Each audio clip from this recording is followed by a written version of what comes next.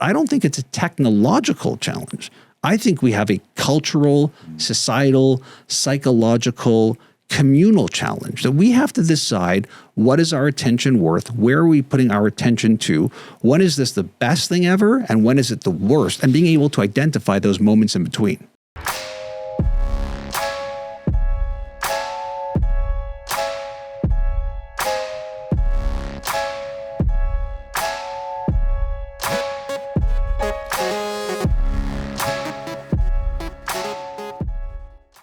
First of all, welcome.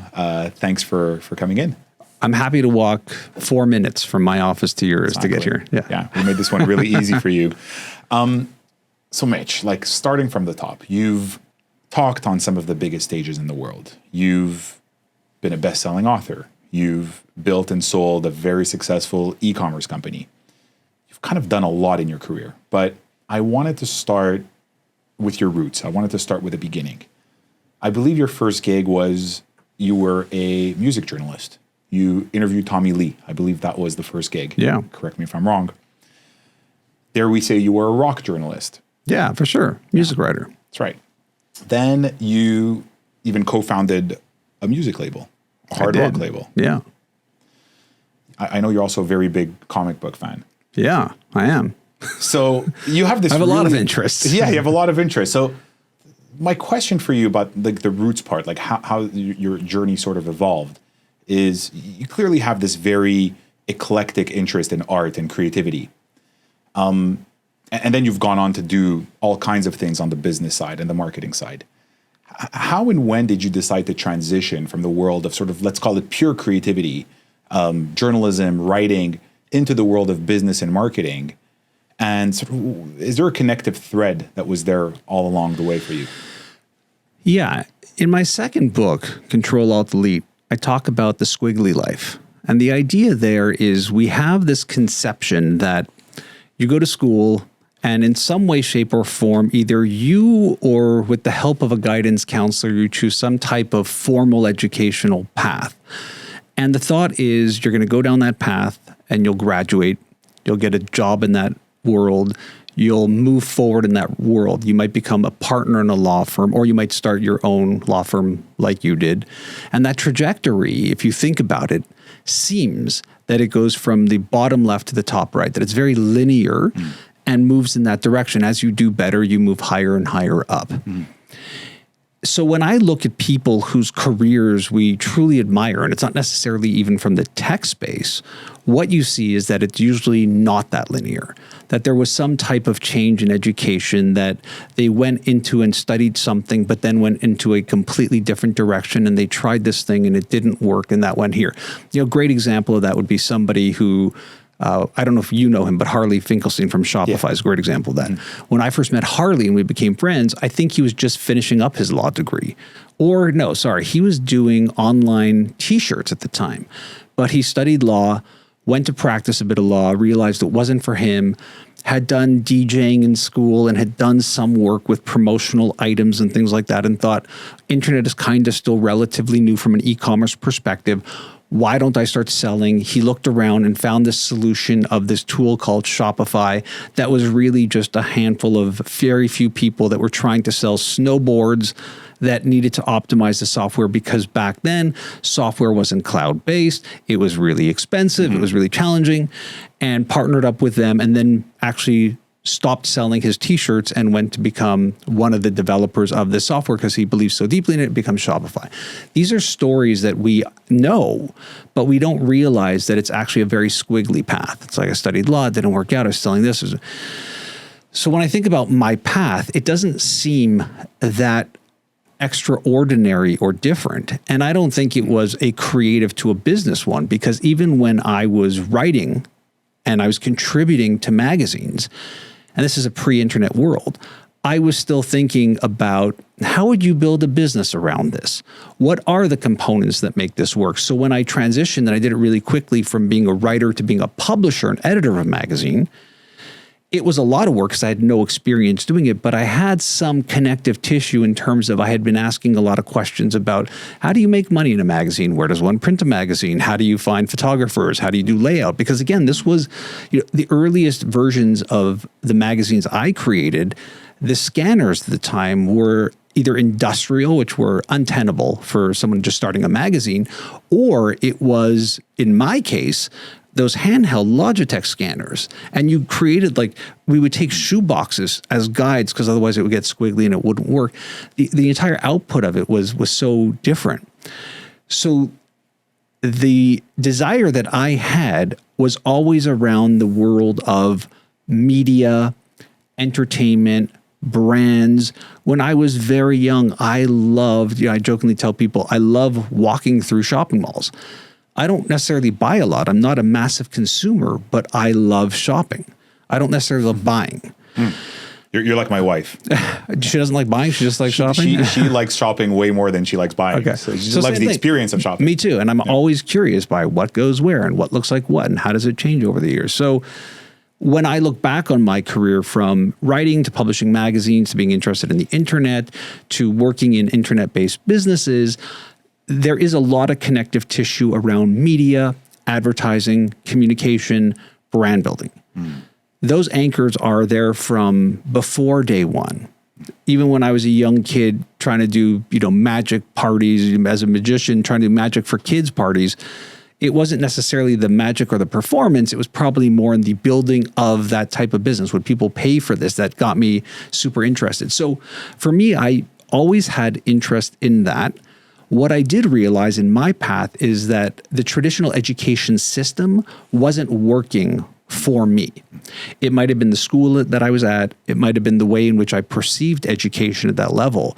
But once I started reading really on my own, and this, it flies in the face. A lot of our peers will get their MBA or get their law degree and stop reading. It's like, okay, I'm done. I'm out now. I did all the reading I had to do. That's when it should really start. I mean, once you go into practice, once you start practicing something, that's when you really need to kick up the education. But I agree, a lot of people follow that traditional model and they're not served very well by it, typically. Yeah, and I don't know who said it, but I'm often quoted because I say it a lot, but I don't think it was my quote, that I never let school get in the way of my education. Right. It's just a way to think. Yeah. So there's a lot of things with me that are anti-establishment, I would say too. There's a bit of that. I do like the irreverence. I do like a lot of things that people will dismiss or think it's for a certain generation versus another. And I think there's a lot of learning in paying attention to things like that. That's just my own perspective on it. So that's probably why you were very interested in the internet from the beginning, right? And when you talk about that connective thread, I've always seen people in our generation, so let's call it Gen X, broadly speaking, people that are like in their 40s and 50s now. I've always seen us as kind of a bridge generation because we were fully formed adults before the internet sort of blew up. But at the same time, we kind of usually started our careers right around the time that the dot-com boom and the internet started really picking up. And we've really had a kind of a front row seat at the evolution of the internet. And certainly you did. I mean, your career literally tracks very, very heavily around that time, right? But I don't know sometimes if it's a gift or a curse, but it gave us this kind of sense of perspective of we have this like before and after, right? What life was before, we have these strong memories of life before the internet or without the internet. And then but at the same time, we're as immersed in the connected life as anybody else. Yeah, there's a huge level. We use the word privilege a lot in our world now, in particular when it comes to race and gender and diversity. But there's also privilege in time of birth that we don't reflect a lot on. I would generational make the argument, privilege almost. Yeah, and so while we are digital immigrants and we're not digital natives, that is fact. Our generation and timing was still of the age where we are open to new and to exploring. And because you're not so set in the ways of the past at that age, you're open to how it innovates and changes. That was very fortuitous for Gen X, 100%. So when I saw the first commercialized web browser, meaning it became accessible to the everyday person, and I was one of the first, definitely here in Montreal, I was way too young to have access through McGill, but was going somehow through that online BBS modems. When I saw the first visual browser, it became very clear to me that this is going to be a much more powerful way to get content to a broader audience. Why? Because if you love music, you would typically go in, buy a magazine, pre-internet, read the whole thing cover to cover, go back into the store and realize there's no new issue. It's going to take another 3-4 weeks for that to happen. You would reread it and reread it and reread it. Suddenly, and I remember this really, really clearly, there was a site called All Music. And every day they would update it with 3 or 4 articles. I mean, imagine like you think about the real time of Twitter, but back then it was 3 or 4 articles. And to me, that was ground zero. I knew exactly at that point that, hold on a second. If I can get content from them, again, this is pre-blogging and the ability to self-publish. It was much more complex then. But if I can get new content from them daily, waiting a month is just that gap of time. It's wild. And if you fast forward to when blogging came in, and I started doing that really early in the, probably 2004, 2005, and I would look to the landscape and see someone like Seth Godin, who was one of the earlier bloggers and somebody I know, love, and trust. My whole thing there was, well, this even blows it up further. Why? Because Seth isn't writing a new book every month. You'd be lucky if you saw something new from him every couple of years. Suddenly, he's giving you that insight free every single day. That to me was, I just saw everything. It is you're Neo in the Matrix and you're watching everything fall down and you realize, what we had before that moment and after that moment, it's going to be cataclysmic. Right. So what is, Kevin Kelly, who's one of the founders of Wired and is a very well-known futurist, he wrote this book called The Inevitable. And I didn't have a word for it until he came up with that word. But I look back and go, these were inevitables. They were things that I could directly look at and go, no chance we're not doing that. And what's interesting is you have a whole population pushing against it, going, we don't need that. And so I lived through that for decades now. I lived through people saying, I remember people saying, why would I ever need a computer in my home? Why would I ever need a computer on my desk in my office? Why would I ever need a computer that I could take with me from one place to another? Why would I ever need a mobile phone? Why would I ever need email on my phone? Why would I ever buy something on the internet? I could go through month by month to even this moment in time where people will say, there's no way that AI will replace any type of work that I do. And as somebody who is very early into it, I can tell you that there's not a piece of work that I don't touch right now that AI isn't my co-pilot on. And I can viably see it replacing me if it gets an inkling better. So I see these things and I know. So when I made these work changes and jumps over the decades that I've done, they were things that I felt compelled to do because it seemed so obvious to me. You're telling me you're going to go down to a library or call someone or ask someone when you need any form of information, when you can find it in a search engine. And people were very dismissive of it. In the early days of search, because I was there before Google, people would type in words like car. But I'm sitting there going, hey, when I'm writing an article on Motley Crue as an example, what year did Shout at the Devil come out? And how do you spell Nikki Sixx's name? What did you do in that moment in time? Even if you went to a library, they wouldn't have that current information. I would have to call record labels. They would then have biographies printed up Xerox that if you were smart enough to be even technically savvy to have a fax machine at home, they would send you. Otherwise, they would compile these bios.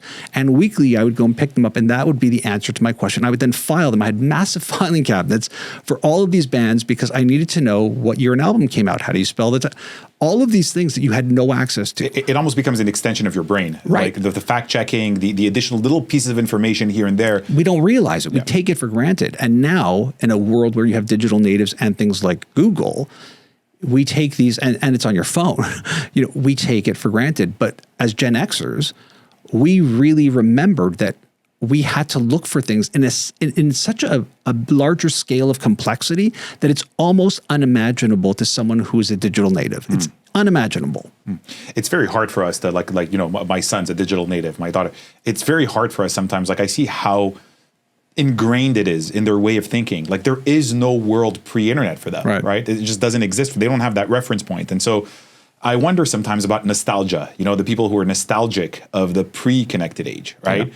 And I know like your first book, 6 Pixels of Separation, you cover the theme of connectedness and how much closer all these digital tools make us. And I know that you've done a lot of work on the business side of things, but you also you've delved very deeply into the broader sort of social dimension to this. And I always see you as an optimist, correct me if I'm wrong, as to the potential of this technology to make us more productive, make us better, connect us. But there's also another perspective. Maybe it's nostalgia. Maybe it's people just getting old. But a lot of people believe that technology actually isolates and separates us. So I'm going to give you a little quote. This fantastic psychology academic at MIT, Sherry Turkle, she wrote this book called Alone Together. She's great. She's been on my show. She's fantastic. And so she writes this. Online, we fall prey to the illusion of companionship, gathering thousands of Twitter and Facebook friends and confusing tweets and wall posts with authentic communication. But this relentless connection leads to deep solitude. So if we zoom out of the sort of this insanely connected life, and on one end, it seems inevitable that it's only going to become more mediated by technology, more connected. I suppose the central question a lot of us have is, how much are these technologies connecting us? And how much are they separating us? Or maybe it's both at the same time. Well, they're doing both. Yeah, they're doing both at the same time. And I would never extract one quote from someone like Sherry Turkle and dismiss it. But it's easy to dismiss that quote because what you're not factoring in, and she talks a lot about this in her work, is the reality that it isn't binary. So it's not we're connected or not connected. It is what started the connection, how small was it, and how large were you able to expand it? So for every conversation we have about how it isolates us, makes us feel alone, contributes to our mental health, to eating disorders, to comparison, to FOMO, to whatever, this is true. I could give you probably 20,000 more arguments about how it's connected us. Think about in relation to someone who has some form of physical disability. And suddenly they're egalitarian in terms of being able to communicate and connect in some type of virtual world. It could be a social network. It could be even an online game. We can't dismiss that the privilege that we have of being more able-bodied is flattened. It's completely equalized through digital channels. I happen to run a private Facebook group for nonfiction and business authors. And it's a small group. It's a couple hundred people. But I would make the argument that has translated into so many what I would call protein-based engagements, meaning we meet in person. I'm traveling to a city, that author's based in the city. Had we not had this private group where we can help one another become better writers, better experience, and use it in a healthy manner, I would have never had those engagements. Think about dating apps. Who falls in love and gets married in this day and age without the help of a dating app? Because if you think about the world without dating apps, it's mind-blowing that what you're doing is predicating your actual future and love based off of probably a 2-kilometer radius and luck of walking into some space at the same time as someone else, where now you're expanding it to interests and beyond. Are there problems with online dating? Yeah, we have harassment. We have a ton of issues related to rape. And I mean, there's tons of problems with it. Hookup culture, people who just stay sort of fixated on that phase. Which might relate to things like people not getting as much married now or having as many kids. There's all sorts of things. But the point being is that it's ambiguous. It's ambiguous in the same way that fire is. Fire keeps us warm and has led to a mass amount of innovation, but at the same time, it can burn your house down as extremely dangerous. So the platforms, technology has that ambiguity to it. There's no doubt.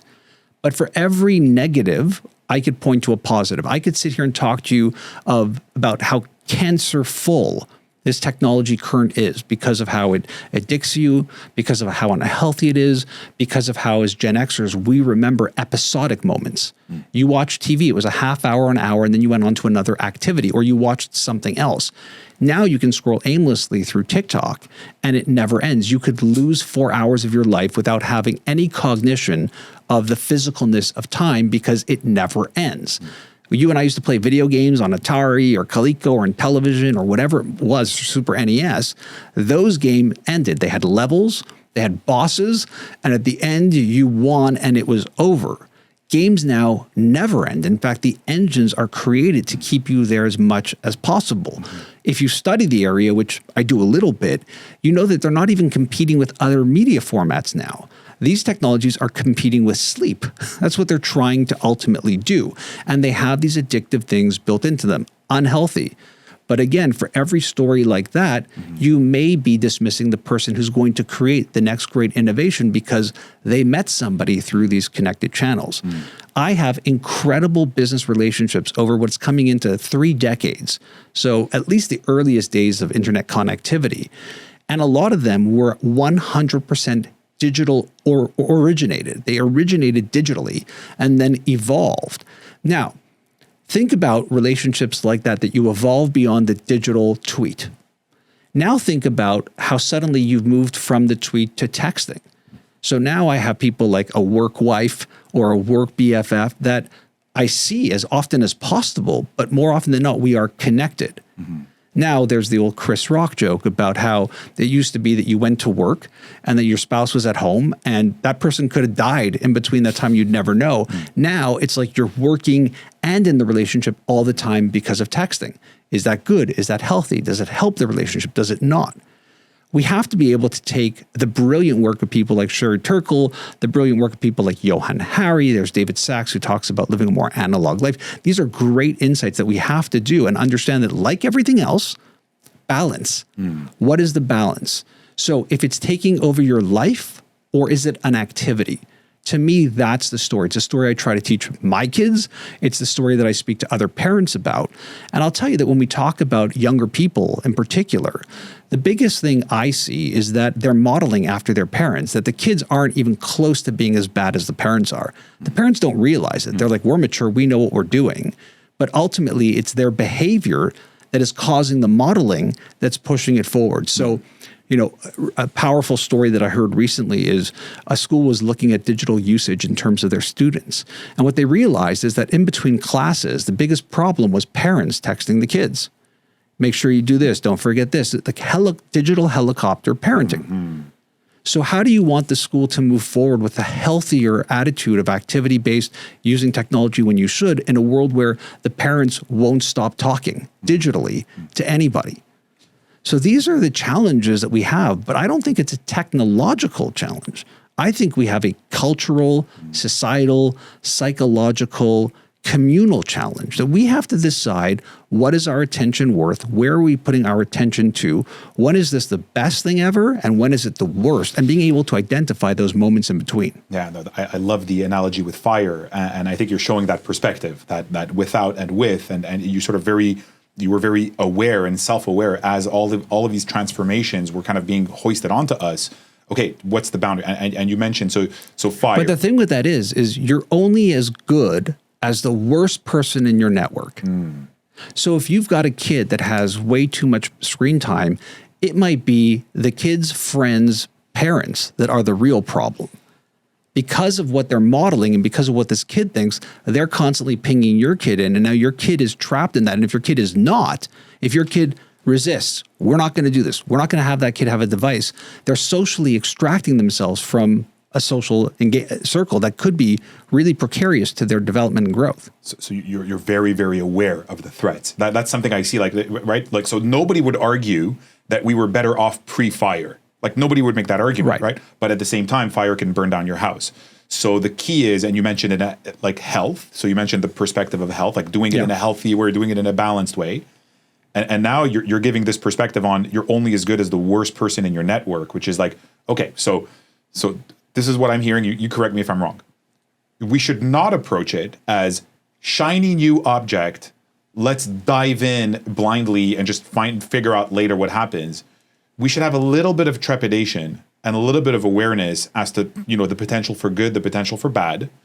And then we need to sort of apprehend these technologies from a broader human perspective and also be very aware, because I don't know how many people would word it so strongly. Like, you're only as good as, like, the worst person in your network can actually cause a lot of damage. 100%. So it's like, how do we go about drawing those boundaries in a mature way and not fall prey to shiny new object syndrome of we just sort of get addicted with playing with a new toy?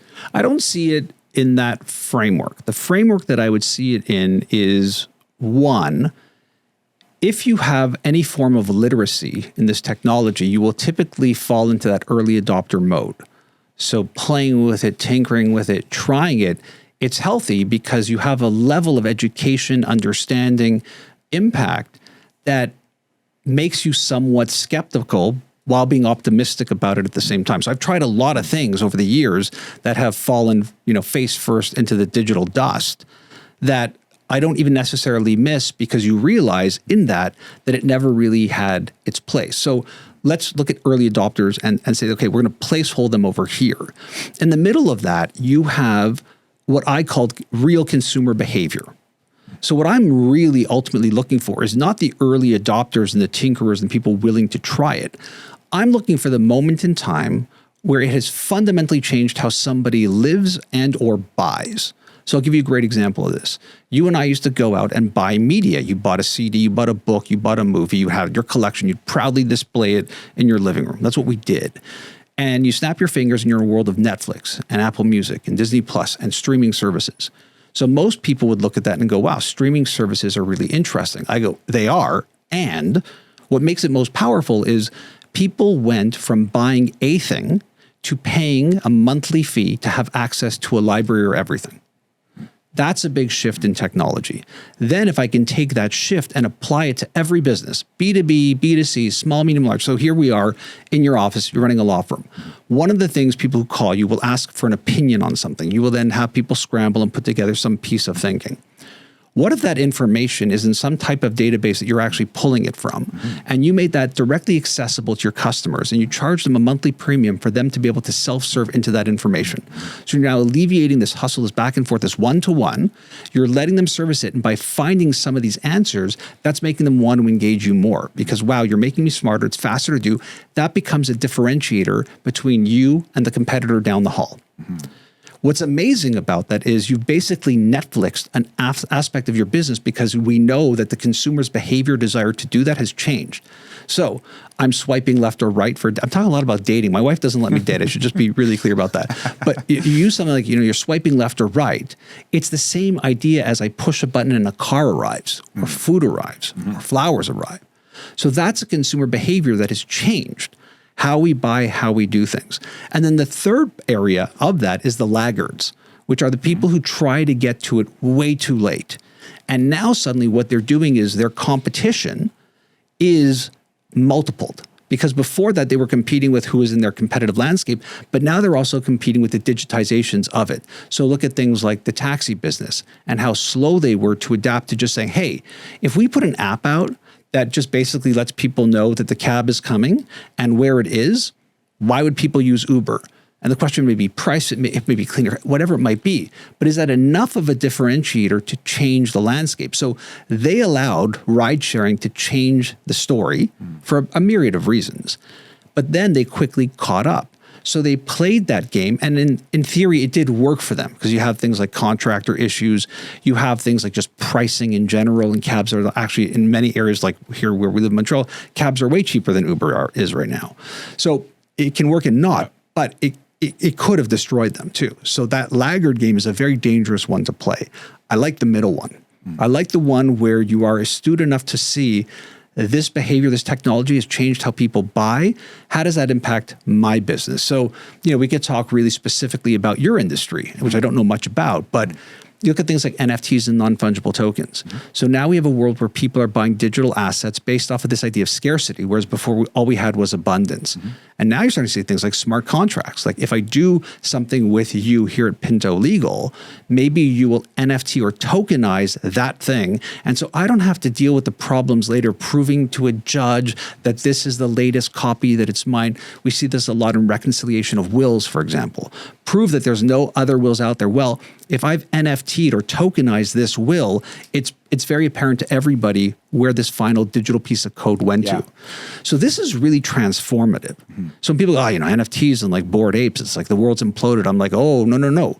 All it did was validate that people will do this. They will have a digital wallet. They might use cryptocurrency, but more importantly, they're interested in the idea of a smart contract, meaning a digital file that has some piece of technology attached to it that says this is one of or one of a series of. Very powerful. We've done a lot of thinking around this issue of NFTs, smart contracts. I believe so. This is where the crux of the matter in our industry. Crux of the matter is there are some simple contracts that are really like, you deliver X, I will deliver Y in terms of payment, okay? That smart contracts would be fantastic for, because it reduces, so it's really all about risk and uncertainty, managing risk, uncertainty, and cost. Really, the fundamentals of the legal system are always about risk and uncertainty. There are, however, situations that are so complex inherently, okay? You can have a 40-page contract. First of all, the contract itself creates some uncertainty. For sure. Because the ambiguities and clause 3.4, language, it's not binary. Language, it's language. And so it's interpretation. That's right. And then there are contracts that try to predict the future. So what you're going to do, what I'm going to do.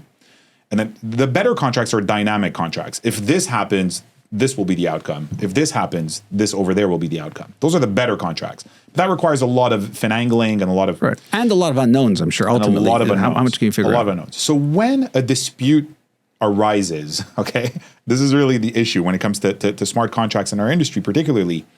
When something happens, the question is, how is the uncertainty of this situation going to be adjudicated and ascertained, right? And you will find, so if you could wave a magic wand and say, well, you know, when there's a legal dispute, you just refer to the smart contract rules and it'll just adjudicate.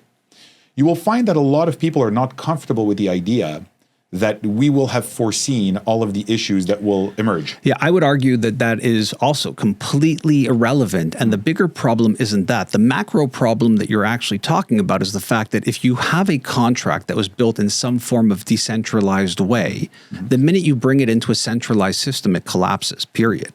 That's the actual bigger issue, is the fact that you're not looking at the contract as a form of adjudication. The problem with having this decentralized contract is that if it never needs to be enforced, it will only be enforced in a centralized environment. So the only way this works is if you have a decentralized judiciary system, which we don't have, clearly. No. This is what we're dealing with cryptocurrency and crypto winter. It's the fact that anytime we talk about a problem with it, we have to move it from decentralized to centralized, and it collapses. And then the response becomes, well then, what's the point? How is it truly going to live in the decentralized world? So what I think will happen is you're going to have two parallel lines.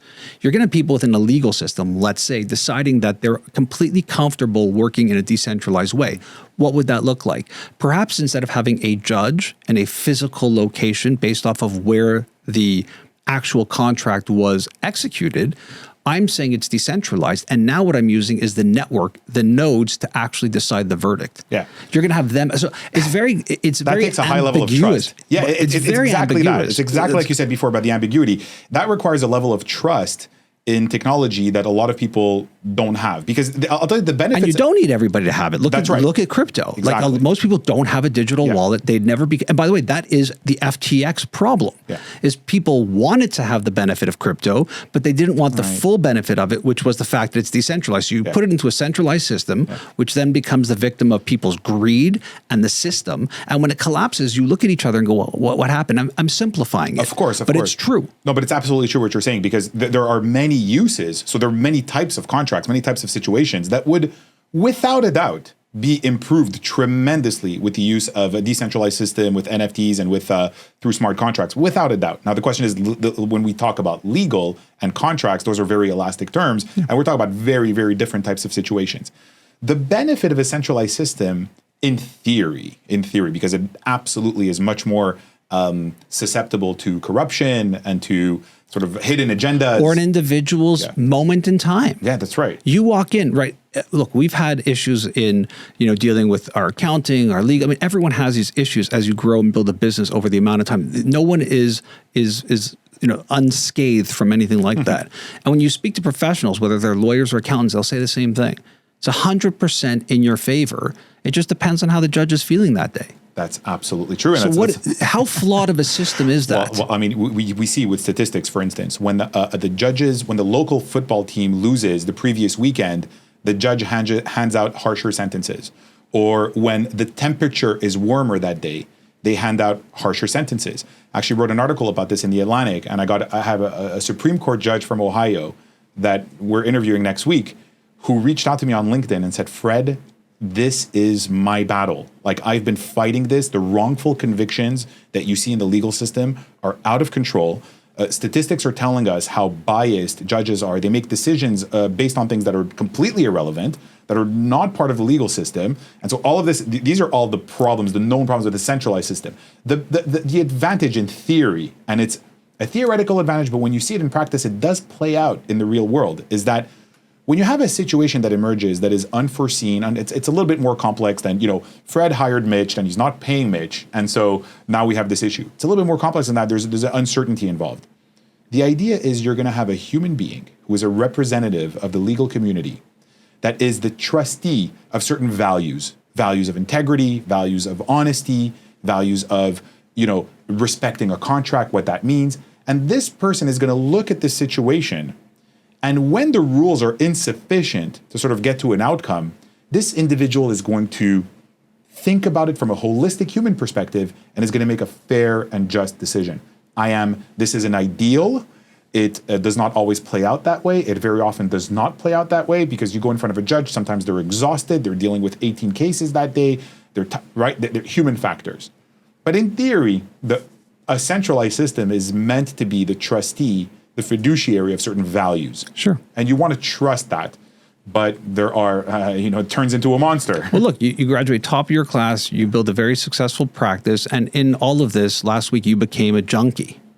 So all the things you're talking about go by the wayside because every decision you're making now isn't focused 100% the way it was 24 hours before. Think about when we're talking about things like AI. AI in diagnosing things like cancer. What we're seeing is that when we feed this information into these large language models or some type of technology that's looking at much larger data sets that can scan it in a way in which a human being can't, we're seeing results. Should we have perhaps somebody, maybe an individual, maybe a panel, maybe another form of AI on top of that reviewing it to get it closer to be 100% certainty or whatever it might be? I'm just saying that I believe the day and age in which you went to a store and bought a magazine and then had things like a Twitter feed in relation to that type of content has to be coming for everybody's work. So the individual sitting behind the desk, thinking and working to the best benefit of their knowledge and their skill is probably going to be a multiple less in a world where these large language models or AI modeling can actually not only replicate you and how you judge or make your calls, but also take that into consideration from thousands of other people in your profession. I just don't want to dismiss that. I don't want to be the person sitting across from you saying, yes, it can do this, but it can never do that. I have just seen enough in my short lifetime to see any time that's been said to be completely false. And the reason is I don't look at it as an absolutist. I don't go, it's either this or that. One of the lines I wrote about, long before the first book, 6 Pixels of Separation, but in my blog and in my articles was everything is with, not instead of. I think people's mindset is always instead of. It's going to replace. What if it's just with? What if it's just with? And suddenly we made Fred a super lawyer. You have, because right now I can tell you on the creative side of content creation, whether it's writing, podcasting, making decisions upon investing, getting ready for a meeting, coming up with ideas for the nonprofit work I'm doing, that when I use AI, it gives me a superpower. Now, I know right now it's a superpower because not everybody else is using it, but I'm convinced that when it starts proliferating to the masses and we have that tipping point, like we talked about earlier in the middle, consumer behavior, it's going to change everything. And will it be bad? It's going to be terrible. Will it be great? It's going to be amazing. 100%. I love that paradox, but it's amazing because you really see it as a tool. So, and I've had this discussion with a lot of, particularly in my industry, and telling them, look, if we had access to AI, if we had in our profession, it would give us some abilities that we don't have in terms of information processing, in terms of knowing how judges actually make decisions, not the theory of the law, the three-pronged test. Just even, like you said, in murder, you've got this blood sample, you've got eyewitnesses. I just had an incident recently, I can't remember where it was, but it was something around, did you speak to this person about that? And I could have sworn to you that I did. And it turns out I did not. And it made me realize how many people might be in jail because someone said, that's exactly who I saw. But in turn, they believe it because of whatever conversations or thing in time has given them this perception. And we see this all the time with eyewitnesses as well. So when we talk about things like, should there be cameras everywhere? What are the privacy implications? What about using AI for facial recognition? And all of these things that can move us to very dark places we could also see that they could move us to very enlightened places. Absolutely. Where criminals who are in jail right now are absolutely not criminals and are wrongly accused of crimes. Blood, you might have somebody working in the lab who's just tired that day, who made a mistake, who slipped up. It's not their fault. We shouldn't put them in jail. They made a vocational error. But this person is doing 20 years to life on nothing else. I couldn't agree more strongly, because we always take our current reference point as the sort of absolute or as the peak of, and then, the threats. But it's like self-driving cars, right? What if they can slash car accidents by 80%? 100%. So some people are going to point to, it killed somebody last week. Yeah. Yeah, but what about all the people that it saved? How many people did we kill last week? Yeah. How many people did we kill? Exactly. I got to tell you a funny story about self-driving cars. So, look, I've had a very fun career. And I say that because when I think about the situations I find myself in, I can remove myself from that situation and go, this is fun. One of those situations happened over a decade ago. I was at an event for Google in Arizona somewhere. And as part of the event, they were taking people on self-driving cars, first time on public roads with people who are non-Googlers. So you would sign up for this thing. There was basically 2 or 4 people in the car. And in the front seat, there were 2 Googlers, one in the driver's seat, another one with a laptop plugged in, whatever the early days of the self-driving technology was. And I signed me up. Let's do this. I got to. One is to just be one of those people, to be the first non-Googler in a self-driving vehicle. Felt like that's something I would do. Get into the car. You were an early adopter in that. Yeah, for sure. I was excited to try too. I know they're not going to take us into crazy traffic or problems. They probably cased out all that stuff. Get into the car, and they start explaining what the technology is, because your instinct would be, well, it's Google Maps or it's Waze, which Google owns. No, they actually built an entirely different system for this navigation and what it does. And they start pointing out how it's noticing objects that weren't there or where it's noticing them. And then it's showing you how far out this system is grabbing in information. We're talking miles and or kilometers out. And is it a fun drive? It's not like a fun drive. It's not a great... But it is driving in a very safe way, to the point where when the car came back to the hotel and parked, I thought to myself, my first reaction was, if I could never get into the car with another human being driving again, I would. Wow. Only because the information I saw it gathering was staggering to me. It's something that I know I'm not paying attention to. No human being has the ability. You didn't sleep well last night, right? But all of a sudden, the world isn't perfect. And so if a squirrel pops out, might that create a swerve? If the car has to decide that it's between a kid and an old person, it's going to hit somebody, who does it hit? Like all of the other issues that come into it, the conversations around what are our values, what do we want it to do, become the question mark. And again, just coming back from an automotive event that I spoke at, one of the other keynote speakers was from the U.S. Highway Safety Institute or whatever, and was very vocal in the fact that we are still a long ways away from being away from fully automated systems because of the issues. Fine. But I still look at the nascent technology and think, no human is paying that. It never gets tired. It never gets sleepy. Its eyes, how they see never changes. I don't know about you. I'm getting older. Yeah. Every time I go see the eye doctor, I'm like, what? I can't see that much? Yeah. We don't realize, and people do not go to the eye doctor. And we're okay. And just they're driving. We've gotten used to human beings driving cars. We've gotten used to this number of car accidents. They're older. They're slower. They're drinking. We're in a world of legalized pot. Maybe they're a little high. The reactions are a little slower. Maybe there's more time. Like all of these factors are gone when you do that. Now, imagine if all these cars are also connected to one another. So they're daisy chained. They're daisy chained technologically. I know how far I am from you. I know what you've done. I actually know the problems that your car might have. You might be at 40% brake capacity. What if you knew the car in front of you had 5% brakes left? Yeah. So I learned about this actually in one of your blog posts. You mentioned Herzog Werner's Lo and Behold, his beautiful technology documentary. And one of the things they were looking at was this technology precisely where the information, the data from all the cars gets shared. So now it's not network effect. So it's not one individual learning and becoming a better driver. It's the entire network across millions and millions of drivers becoming safer and safer as you go. And you have a million of people now who don't know how to drive, who are driving Teslas, who are feeding information that will make the automation better because they're seeing at scale how human nature is. How heavy are you on these regenerative brakes? What do you like on a turn? What do you like on a highway? Yeah. So the speed limit here is 70 kilometers an hour on one of the expressways. People are going 120. Like, that's information where the car can throttle you to, let's say, even 80 or 90. Even though you're over the speed limit, you're probably making you 30 to 40% safer. Like, there's all these little things that we have to understand that we can't even, the things that I'm saying are probably even wrong. It's probably able to do things at scale that we can't even comprehend. Our ability to not be able to comprehend it is the thing that holds us back. Because we think in our box, in our finite way, with our very limited information, in a very limited cognitive system that we've had for billions of years that has hardly evolved into systems that are growing at exponential speed, especially when we talk about things like AI right now. I have to be able to have the cognitive dissonance to understand that I probably don't understand much in relation to a supercomputer. So even one of the challenges we hear now in AI is, well, this is a big problem. We've got engineers who don't know how the AI is thinking. And my answer back is, no kidding. How would you expect a limitation of a human organic brain to understand what's happening in a non-organic, exponentially understanding information system that is taking in billions and billions of inputs every single second? So I have a question with you on that point, because it's clearly, like, anything that's analytical, anything that's like taking in information, computing it.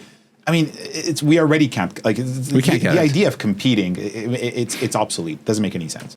However, in a human context, and I know you're a writer, you write for other human beings, right? So it's, the way I see it is human, technology, human, right? At the end of the day, it's a human being receiving this information, right? So if you want to create value, let's say in a literary space, or like for a motion picture, or in the artistic realm, like composing a song, ultimately you're creating value for a human being, right?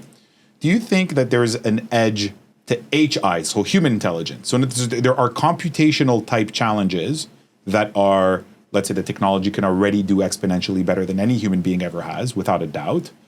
But then understanding the predicament of a human being, from, let's call it, just to use some terms that are problematic, we can from an emotional perspective, or from a life perspective, or from a narrative perspective. Do you think that all of those human perspectives can ultimately be broken down into data that computers can understand better than us? Or is the fact of being a native human give you the ability to communicate with another human in a way that's more effective? We want to believe that, okay, because we want to control. Okay. So one is, if we alleviate this notion that we can't control anything, it changes your dynamic. But there's one word that I would use to describe what you're actually saying. Can a computer replicate when a human does something that is surprising? It's really the word surprising that you're talking about. And so the answer to that question is, you listen to a form of music, which is 7 notes, or 26 notes if you count flats and minors and whatever, or whatever the number might be. And how is it that you can have the Beatles use the same 7 notes as the Rolling Stones or Post Malone, and the result is so different? And the answer is because of influence and who we are in culture. You create a surprising result based off of who you are as an individual. The way I write a word is not the way Tom Peters would write a word, or Whitney Johnson would write a word. It's just, that's what human beings are. We create these surprising moments. Yeah. Now, if you take Google as an example, that has been in the large language model business for a long time with AI. People think, oh, they're so far behind because of ChatGPT and OpenAI.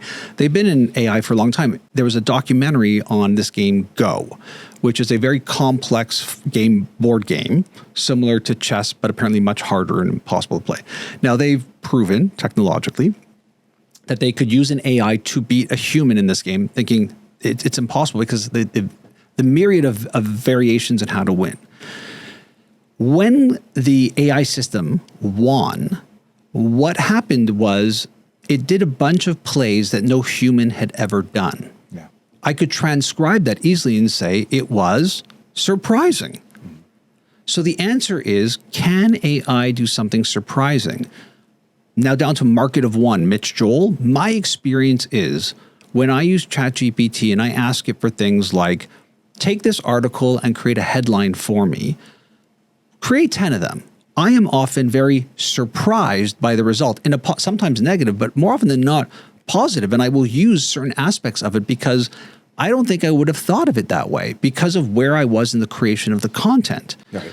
So when we ask that question, I believe the answer is yes, because I have seen proof in multiple ways, not just me, but in research as well, that these systems can do things that are surprising and in the same way, interesting to a human being. Oh, okay, so that's the second part, because yes, there's a lot of literature around the violation of expectation is what all great art does. Creates an expectation and then violates it. But the second piece to it is that it violates it in a manner that is understandable by a human being in their current cultural, emotional, psychological context. And that's the part that I'm asking myself, because I've also played a lot with ChatGPT. Has it come up with decent articles, blog posts that, you know, the average... Don't need it to. Okay. I need it to work as a junior copywriter. Got it. I need it to work as a brainstorming partner. It is giving me a superpower. I'll give you a more relatable example because AI is somewhat obscure to most people. Music, auto-tune. Mm-hmm. Do you like auto-tune? Do I like auto-tune? Yeah. So when auto-tune is used at scale, people hear that, that whatever that thing is. So what's interesting about that is you now have artists who sing with the timbre of auto-tune because that's what they've heard so much over their career. So imagine you're not replicating an artist, you're replicating a sound that a technology generated. Yes. That's the extreme side. On the non-extreme side, there are tons of instances where you've either been live at a concert or listened to an album that has moved you to tears, that auto-tune was used in some level of context that is subtle and nuanced, that you would have never have known, that to get the artist to hit that specific tone would have been physically impossible. Very true. There are a ton of producers right now who cannot listen to music from the 60s and 70s because all they hear are the mistakes. It is those mistakes that made it so beautiful to our tone and ear. But because of the advent of technology and how we produce, record, and even create music, we have become accustomed to the complete cyborg of what music is. So people think, oh, you could never do that in music and art. I'm like, you are already a victim and passionate about the artists that do it. Like I said, the ones that do it at scale, it's very overt.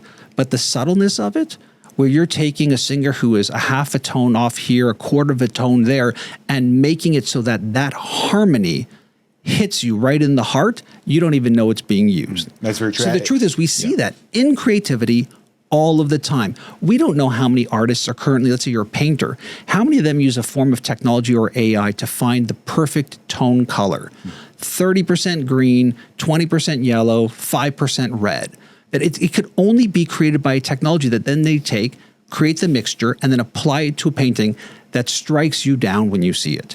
We don't even know. And that's the part that I think people struggle with, this binary of, well, I see this new technology, so I'll freak out. But that technology or type of technology that has been manipulating or used to augment has been here for decades already. Yeah, so it's a great way to look at it, because it's always what I reply to people that talk about this replacement model or it's technology versus human. No, it's human plus technology. Everything is with, not instead of. That's 100%. Right. Versus human without technology, right? Just like eyeglasses. Like it's us with the eyeglasses versus us without the eyeglasses. Which one is better? But it might get to the point where it does replace. And in that instance, we might want it to. So imagine a world right now where the system really understands how much money you have in, how much goes to taxes, how much, well, we actually have that system. So people freak out when they're like a digital currency. Like, look at your bank account. It's zeros and ones. Your employer literally doesn't even pay you with cash. Yeah. If you went to the bank and said, I need that money, they'd need 48 hours to produce that cash for you, okay? So we know that and we see that. Now imagine if you had a technology that's analyzing your entire life and your usage, that you've opted into, that you control this data. It sits in some type of blockchain, digital wallet, whatever you want to call it. Now it's time to vote. And you don't know how to vote. Who are these people? There's 5 people sitting up at the Westmount Public Library that you're meeting. I don't know. I mean, I might have a lean towards a certain party, but, you know, the individual. Now imagine if this AI, this thing existed that's looking at all of your values, everything they've said and done, and comes back and tells you, this is who you should vote for. You're like, oh man, would I trust that? I would trust it more than I trust me, because it's providing me a level of information that I can't physically as a human being reflect on. But the idea that you might have a digital component of you, an AI of you that is autonomously making decisions like who you vote for right now sounds insane. But all you're doing is scaling out from where you currently are, which is your money doesn't exist. It's a 0 and a 1. It would be very interesting at the very least to have that information to be able to consider it. So then it would be a with, and then as you trusted it, it might become the replacement. And by the way, imagine what would happen in politics if we had double the amount of people actually voting. Now imagine if you had double the amount of people actually voting really based off of their values and who they are in relation to how it relates to the person running for office. I mean, this is information you and I can't physically capture. It's very interesting. This example makes me think of, there's a book called Super Forecasters. I forget the name. Great book, yeah. Yeah, I forget the name. I believe it was Tetley who wrote that book. I'm not sure, but they spoke about, they compared the diagnoses of experts, like doctors, okay, in the medical space, with the diagnoses made by a simplified model of those very same doctors. And they found out that the diagnoses of the model of the doctor, so it's a simplified, it's less than, right, from a human perspective, were more accurate than the diagnoses of the actual doctor. Yeah, and then we have the variance of, it's a plus 10, well, what happens in that? And one of the things I think is really happening right now with automated cars is not the fact that they may not be ready for prime time, but liability. I mean, I think there's a lot of inter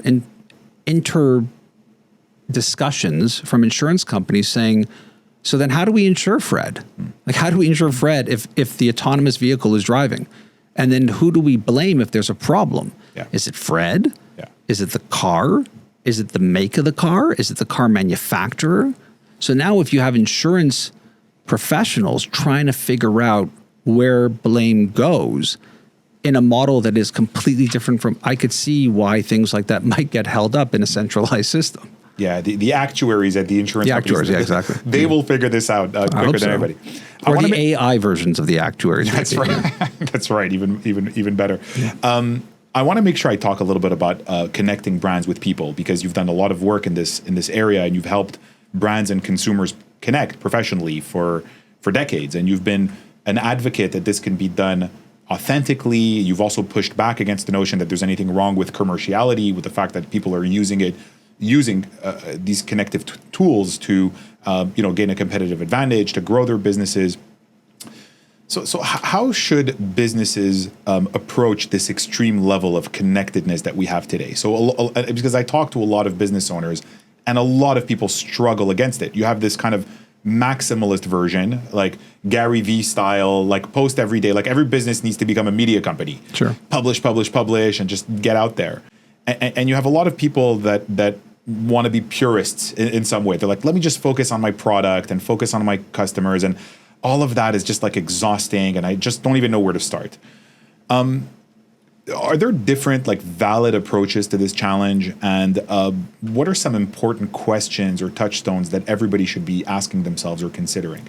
I think the idea that someone like Gary Vaynerchuk puts out into the world has merits.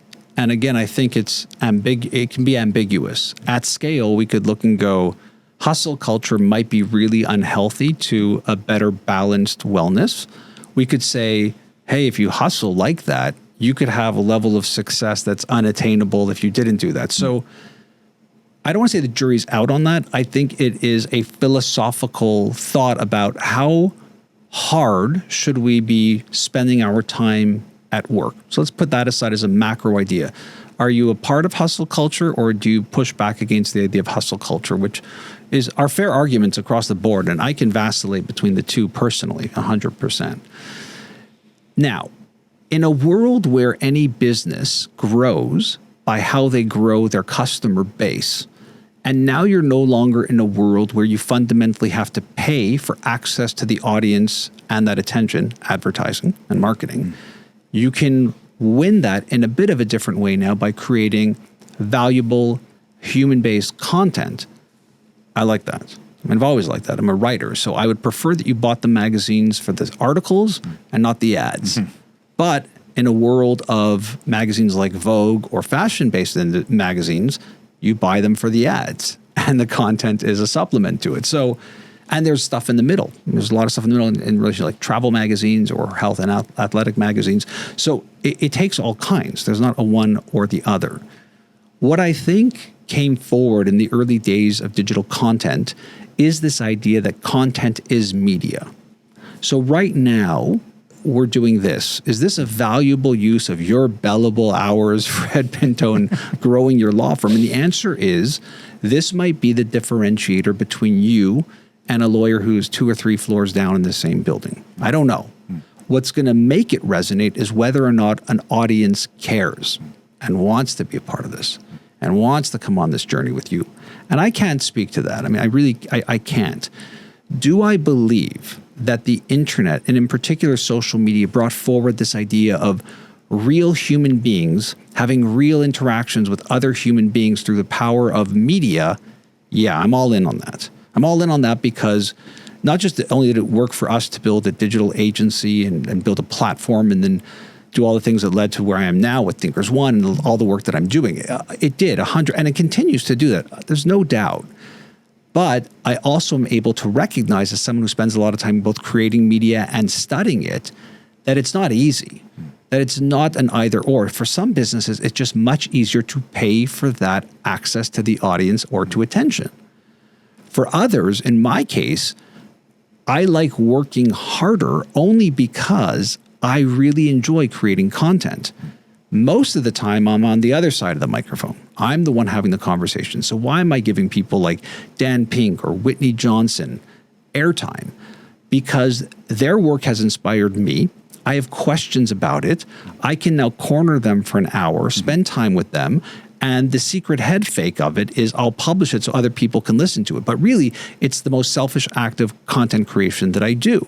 When I'm writing articles, what I'm really doing is letting the gasket open up. I'm mad. I read something that someone said. I'm like, that is absolutely false, untrue, or untrue in my realm of thought. Well, now I can put that thought into ideas and I can publish it out and see if my thought has more resonance than theirs. What's the strategic byproduct of it is it might have a similar result to advertising. That by creating this piece of content, it hits a certain audience that says, I'm aligned with that. We should hire Mitch to speak at our event. Back when I had an agency, we should work with Mitch's team to do our advertising and marketing. Or now, we should go to ThinkersOne and find other thinkers like Mitch so we could bring that type of smart content into the business that we do every single day.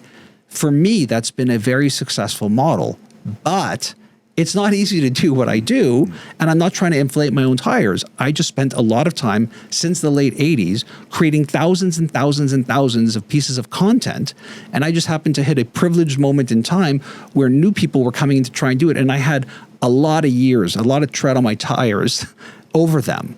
So I had a way to have a more unique voice or perspective because I had done radio and a ton of articles and a million interviews. So even now when people, what makes your show interesting?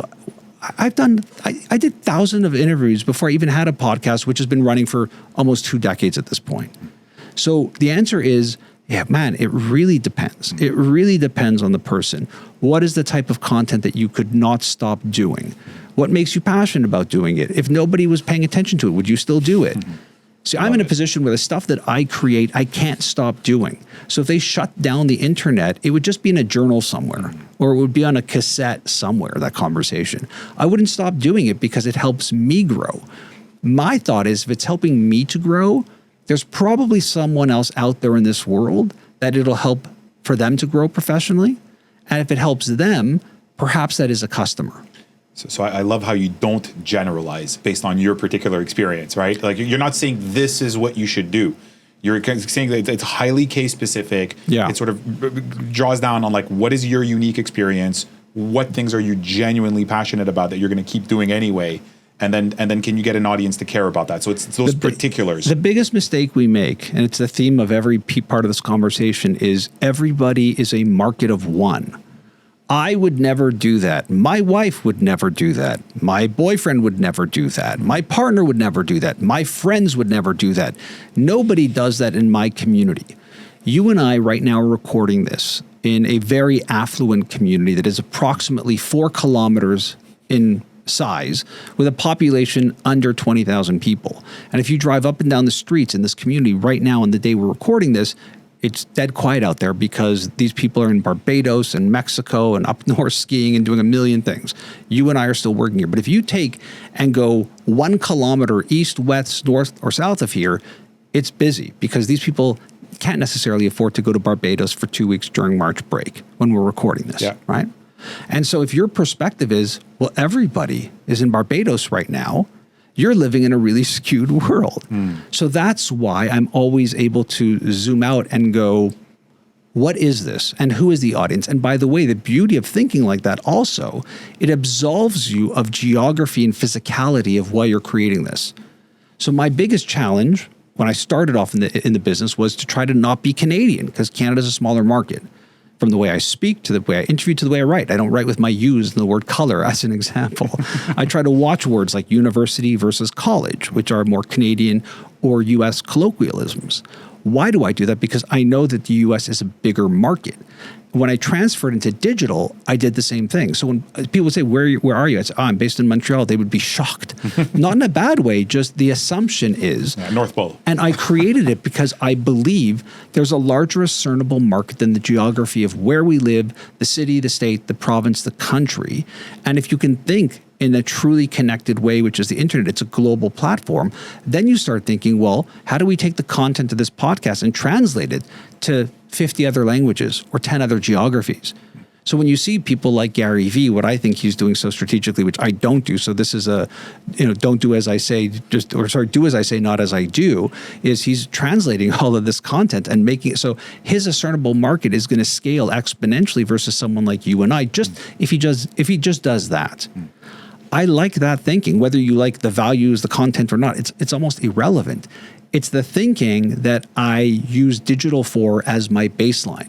So think about one quick example would be retail. So here we are in a kind of retail area. So now you're opening up a store and you're hoping that enough people walk by or hear about it in this town of X million of people that'll walk into that area when you are open to do it. Or would you like to sell the exact same product 24/7 to anybody in the world? That's what e-commerce is. So how is it we have a world where people still want to open that physical store in a place where you can build that tiny bookstore that you want to build and have it have a global audience? Now, what's going to make it powerful? It's going to be the culture of it, digitally or physical. What type of content are you creating? What type of conversations? What makes people want to shop at yours to buy books from you versus a Barnes & Noble's or another independent retailer? That's what you build with culture. And culture comes from our media. Now anybody can create media. Text, images, audio, video, short form, long form, live, pre-recorded, with essentially a free distribution network. That's powerful. It's very powerful. And in terms of that, I also wanted to touch on the theme of reinvention or rebooting that you've touched a lot in your career. And it's an interesting segue because we talk about the sort of like overall human experience that you're trying to create, right? Physical, digital. It's the and perspective, right? Not the or perspective. One thing the with versus instead of, Yeah, that's right. That's really one of the threads that I take out of this conversation is, and it's hard to think that way in terms of additive, right? Sure. We've got to combine perspectives, and we're just not wired. It's easier for us to just create these with or without, these absolutist perspectives, but our insight's going to be very limited if we do that. So in your second book, Control Alt Delete, you explore the theme of reinvention, and you give the example of Hernan Cortez, burn your boats. It's a bad example now. but it's an example that a lot of people talk about, and a lot of people use that phrase, that metaphor of burning your boats, meaning that, like you don't have a fallback position. Like you're moving forward, you're reinventing yourself. And you kind of develop the idea of the reboot as a modernization of Cortez. And it's about, Didn't stand up there, right? Cortez was a really bad guy. Colonialism.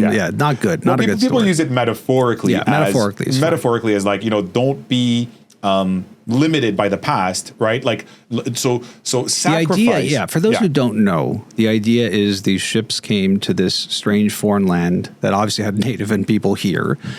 And instead of giving that group a way to go back or a way to take what they had from where they were and implant it here, the idea would be this visualization of there is no going back. We are going to chart a new path here and see where it goes. The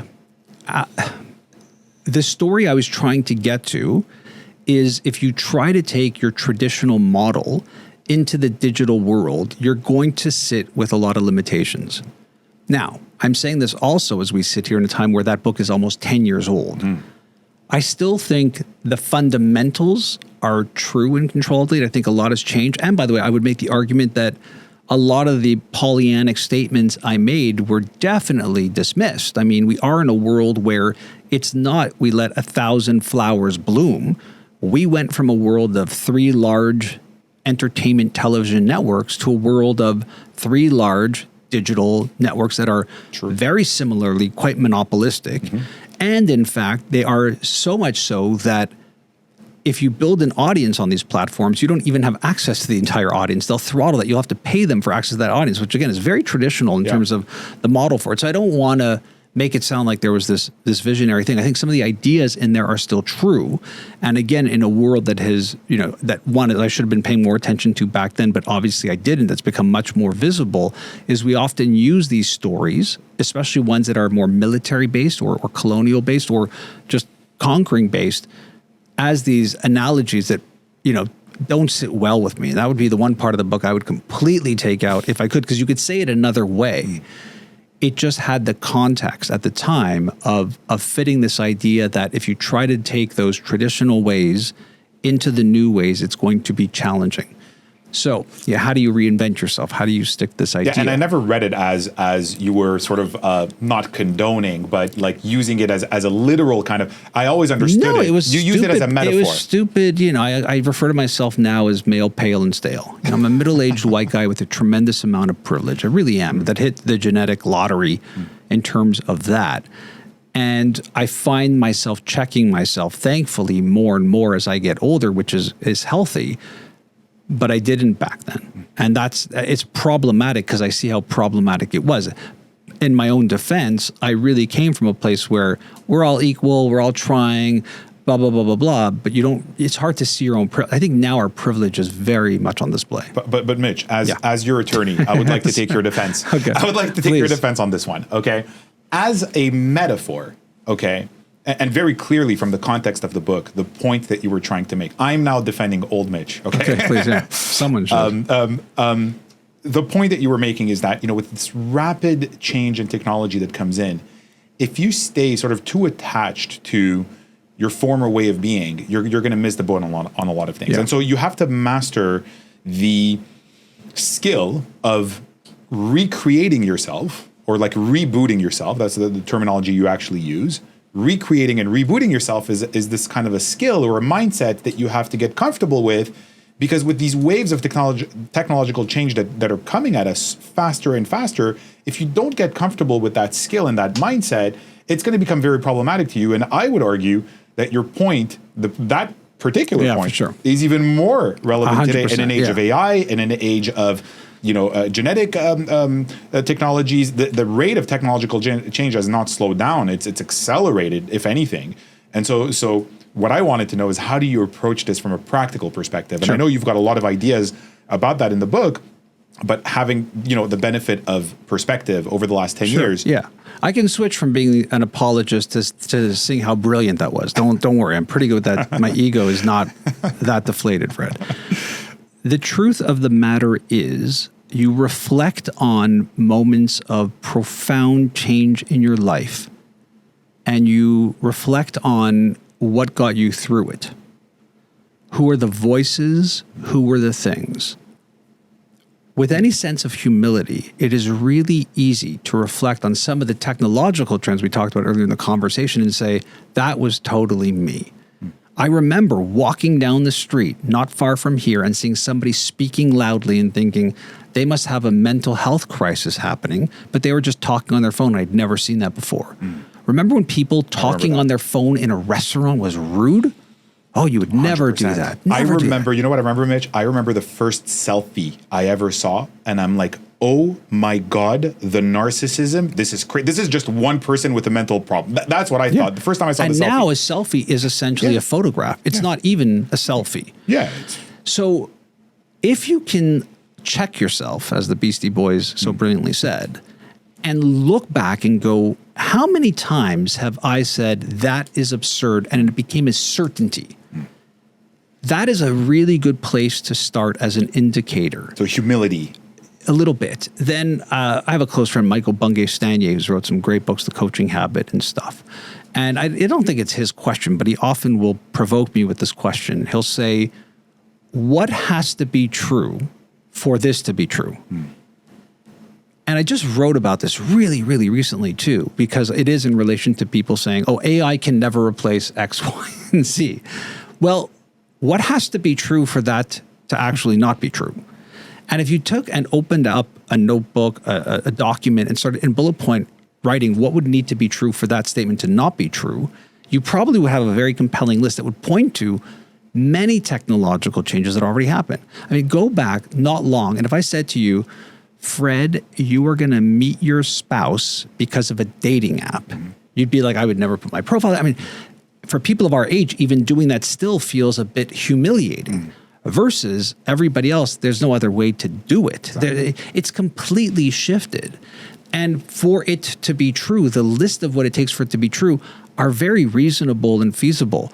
You know, my punchline to that joke is, once you're done with that list, go ask ChatGPT what has to be true. Right. And then see what you're missing. Because it's going to come up with things you didn't even think of, but it's just going to add to the fact of, you could look at this and go, well, this is, back to Kevin Kelly, a probable inevitable. I like the ChatGPT as a kind of a sparring partner, as a kind of brainstorming partner. But again, if you think about reinvention that way, so when people say, oh, you know, we're going to be in a place where I think recently McKinsey came out with a report and they said something like 1 in 16 people will be replaced in terms of their actual work by 2030. So we're talking like very soon in the grander scheme of things. And I don't look at that and go, oh my God, like, what am I going to do? I better have a plan B for my job. Like, Fred, you need a plan B. AI is going to take your, like, that's not me. I'm just always wondering, I wonder what my work is going to look like with all of this stuff. So my approach to it is so different. And this is the problem I have with my life, actually. Like, if I'm going to get very personal, I almost can't believe that people don't think like me. Not that I'm such a great thinker, but isn't it obvious that we've all seen this stuff? And you realize that, wow, no, people are really set in their ways. And so I will jokingly be referred to sometimes as a futurist.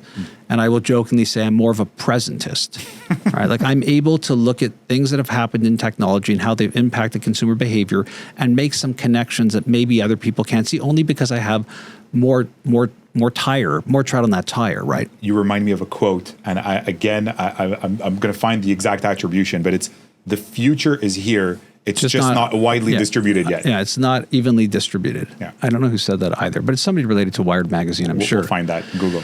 But here's like a pragmatic correlation analogy to that. If you look at how much these investment wealth managers make, who's the number one person out there? I know that in terms of, as an investor, Buffett. Yeah, it's Warren Buffett. Warren Buffett, guys, would be known as. Are there people in the past 20 years who have year on year had better returns percentage-wise than Buffett and Berkshire Hathaway? The way? The answer is, oh yeah, of course, by double-digit percentage-wise. So then how come they're not that? And the answer is really simple. He started when he was 13, and compounded interest works that way. Knowledge is compounded interest.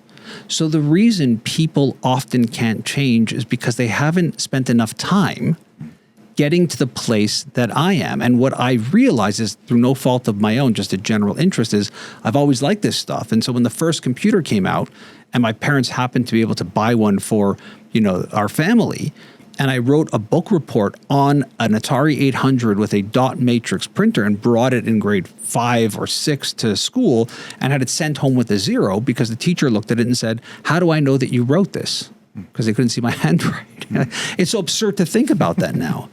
And if I think about all of these things in my life that have brought me to where I am, it's not me trying to forcefully push my way in. I'm just really open to the fact that I could be wrong, So you don't put up a defense. You don't put up like you hear this, well, AI is never going to replace what I do, or, well, there's no way it can do this or that.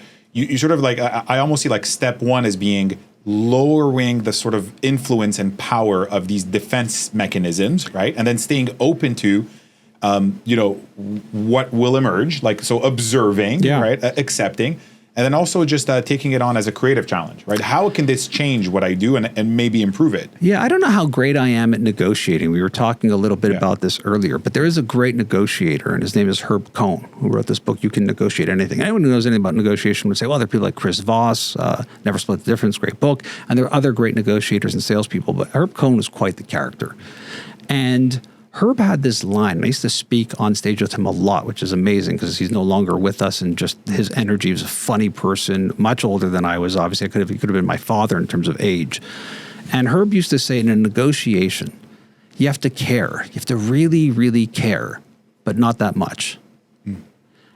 And I only came to that term later-ish in my career, but it always sits with me in, I really believe this, and but what if? Now, the problem with that is we then head into conspiracy theories. We then head into partisan thinking. We then head into a world where you could say, well, then I don't believe in anything. And suddenly the earth is flat and science is this. And that's not me, right? It's a tint. It's a hue that you put on your thinking that allows you to go through some type of psychological exercise that enables you to play some form of devil's advocate, but put in more information and data than superfluous analogies or bad information. So you always want to be checking your work and double checking at the end of the day too. I want to use the internet for information, but I want to make sure that I understand the sources of it. This makes people very frustrated because they just want the answer. I don't know that I live in that same world.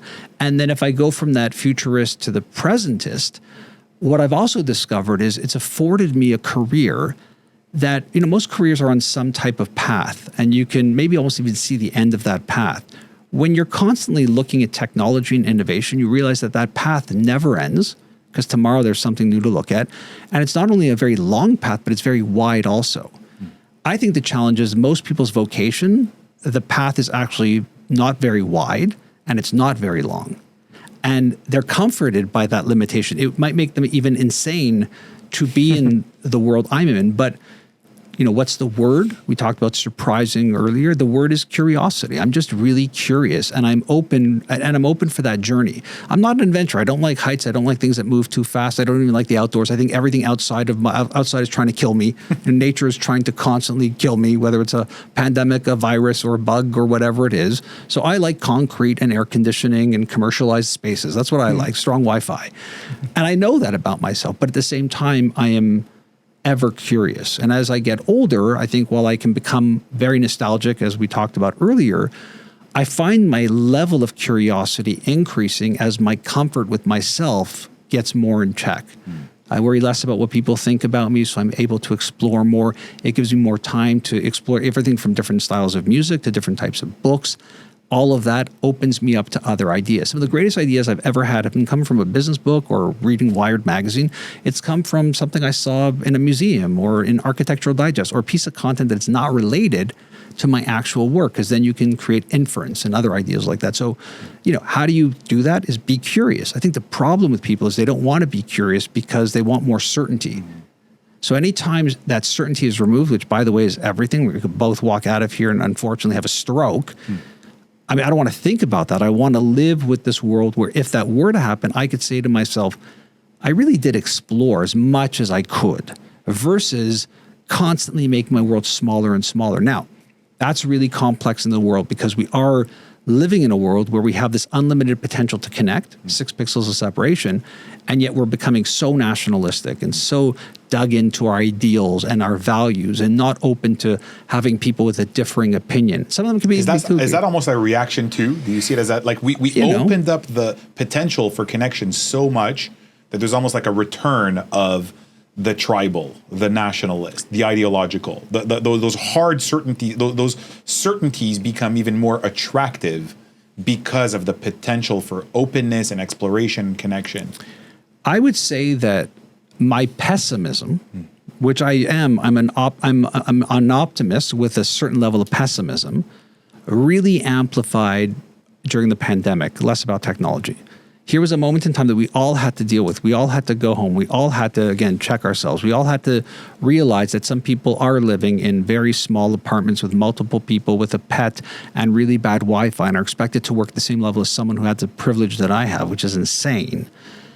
And in this moment where globally we all had to do with this, instead of coming together, we frayed even more. That's where my pessimism is probably peaked, because then what will it take for us to come together if not that? If not a global pandemic, which made us so much more divided. And some people would argue exactly why, and I get that too. I'm not dumb.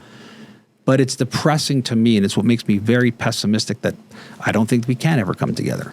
If we can't do it then, I don't know when. It's funny that you should hit me with that, because I've always seen you as such an optimistic person and so exploratory. And my final question was going to be about, the journey forward. And so on this note of like this kind of heightened self-awareness around how things can sort of turn in multiple different directions, good and bad. We've talked about the optimism that technology brings. We can save lives, we can lower wrongful convictions, we can create more connectivity, we can do all of that. And yet, as the pandemic showed, we can also sink in, ideological rabbit holes and turn each other into, the enemy, and the conservatives versus liberals and the tribal and all of that. So that's one way to look at it. The other way to look at it also is these sort of big opposition between life and career, right? Some people are just so dominated by their need to have certainty around their career. And then other people look at it from a broader life perspective. And I know that you've always said you hate the expression work-life balance. Yeah, flow. Yeah. So, okay, flow. So let's talk about, so what is perhaps the reinvention, perhaps the next step in the journey for you from a general sort of life perspective? How do you attack this? Maybe the reboot of Mitch Joel looking forward. And I was very surprised that you sort of hit me with the pessimism. That's not what I was expecting from you. But with that, including that in your perspective, in your mature perspective at this point, everything you've done, you've already lived through what many people would consider multiple careers. Right? I have. So as you look forward and as you approach this next reboot, how do you what's your mindset? What's your perspective? Yeah, the pessimism doesn't have a correlation to it.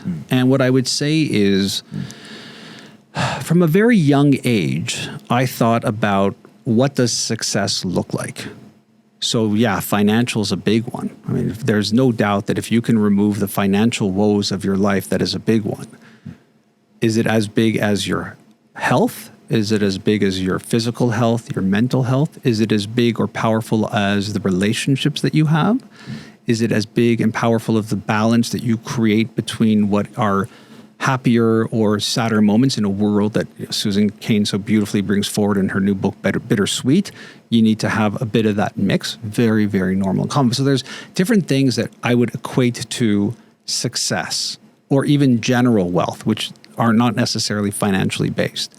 So if you're living in a world where your construct is purely financial, which most people probably are, 100%, it's hard to understand what I'm about to say. So what I'll say is remove yourself from a world where everything is driven by success equals once I have my finances in order, I can, then, will, should. I think all of us have the chance to move from a place where we are extracting to contributing. So you see this with extremely wealthy people who have either don't have to work or have retired. They extracted. Bill Gates would be a great example of this, actually.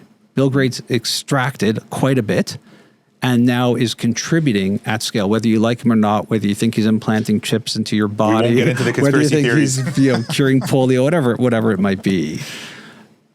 I think the balance should always be in your life, that whatever you're extracting in terms of your work, your salary, what you need from, you are also contributing in a way. When I look back on my career, very early days of Twist Image, which was the marketing agency, which is how we met because two of my business partners are friends of yours, or one of them in particular is a close friend of yours. There was an article written about me because I was very involved in community. And I always felt that for community to work, it has to be local, national, and international. You have to have your hands in all three if you can. I was doing this when I had no money. And when I mean no money, there was an adult that had to co-sign for my apartment at that time. I could not make rent without having somebody co-sign. That's where I was financially. Very small apartment that was a fight for me to pay my monthly rent on. Forget, cars and having disposable income. I would get invitations to weddings for friends at that point in their lives. And I'd be like, how could they invite me? I don't have money to buy them a present. That's how I was thinking. Like, how dare you? And, it's but I was still contributing. What I would hope for the world, and moving forward is you get to a point that as you get older, and it doesn't take much financially to get you across that line, which is another longer conversation, that you start moving from a place of extraction to more contribution. Now, what you will learn, I think, and I'm not that old, is the more that I contribute, I'll use the word easier it is to extract, but I mean it in the sense of it doesn't become as burdensome that I have to extract. I can't give to anything, or can't give my time, my money, anything, because I'm so busy extracting, trying to just get by. I don't believe that to be a truism in my life. I just don't.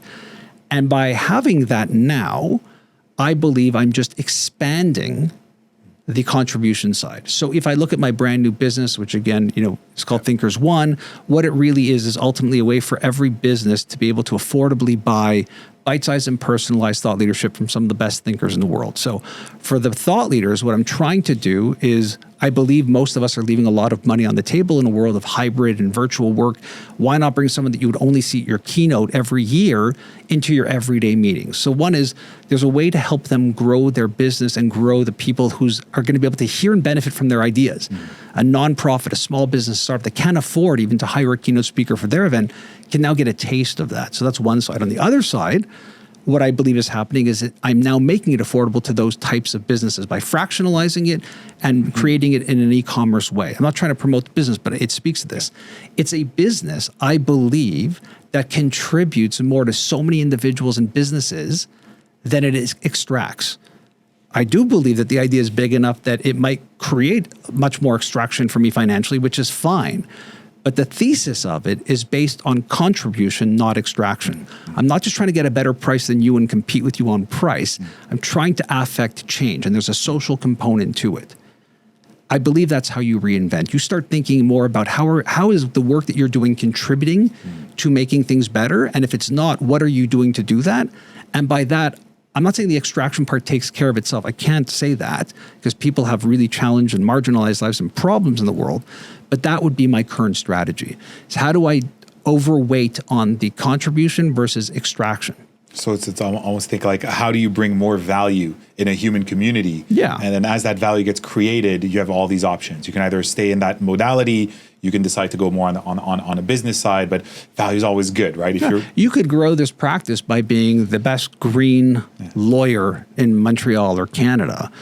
It might take you longer than having all those, big walleted corporate clients, but you might be able to grow the business more significantly because of the specialization. And at the same time, you're adding value to it. At the same time, that might get you involved in some non-for-profits or have you build a foundation of your own once you have some level of success. These are powerful changes that we all have the ability to do. There's nothing stopping anybody right now, regardless of your income level, to go and serve meals to people who are less fortunate than you. There's nothing stopping you. That is a form of contribution as well. So I think about that. I even think about in the content I create. It's not this holistic, I'm changing the world. But I do believe that if someone listened to the conversation I just had with Dan Pink as an example, it might put them on a path. And that's that is pure contribution because, yes, I have financially benefited from the podcast, but indirectly, not directly from it. I love it. Mitch, you've contributed a lot in my life. You've given me advice, support. I've seen you create value in this human community that we've shared bits and pieces of over the years for decades now. And it's kind of heartwarming, but at the same time also, I know that when we talk about contribution, you're also kind of mixing it with your very innovative, creative side. And so you're creating value in there's the philanthropy that I know you've been involved in, but there's also like creating value in a human community through innovation and through creativity as well. And I'm not surprised, and I'm loving that that's the focus for you and that's the emphasis moving forward. And I want to thank you for this conversation. I've learned a ton. It was dizzying at times because the and perspective that you keep talking about, or the with perspective, the way you put it, it's very hard to hold these opposites at the same time. Yeah, F. Scott Fitzgerald, one of the things I end my keynote presentation on is F. Scott Fitzgerald has this idea, right? So and it works really well in this moment in time. It's going back to hybrid, it's going to be virtual. We're just talking about that here for your business as well. And F. Scott Fitzgerald, who lived long before the internet, said, the real sign of brilliance is your ability to hold two opposing ideas in your mind at the same time and still have the ability to function. I'm paraphrasing. And I think about that quote all the time. What would have to be true for this to work? And the truth is, can you build what you're doing in a world that is hybrid, in a world that is virtual, or a world that is back to the way things were? And if the answer is that model works there, it's probably a healthier avenue to take. So I appreciate the time here, and I'm even happy for you to extract from me as being our lawyer and being connected, because I feel like it works for me, because there's a value that works. Mm-hmm. And I think that that's the ultimate win, is when you feel there's a contribution and the extraction at the same time. People say in real estate, what's the line? It's a good deal when both parties feel like they didn't get what they wanted. Yeah. I don't think that has to be true.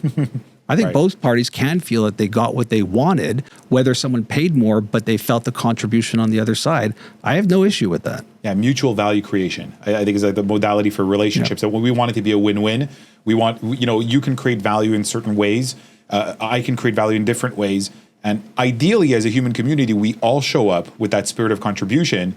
And then everybody's uniqueness and everybody's own life experience and everybody's skills and strengths and abilities kind of come together, and we're all creating value for each other. And there's sometimes a tragedy of the commons when when we each focus on what's the most that I can personally extract, the community ends up losing. And if we all show up with a spirit of contribution, everybody kind of wins. But it's something that you've got to promote in a human community and hope that people show up.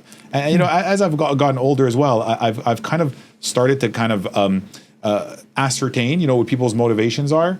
And I find it's a lot easier to create value for people that show up in a spirit of contribution as well.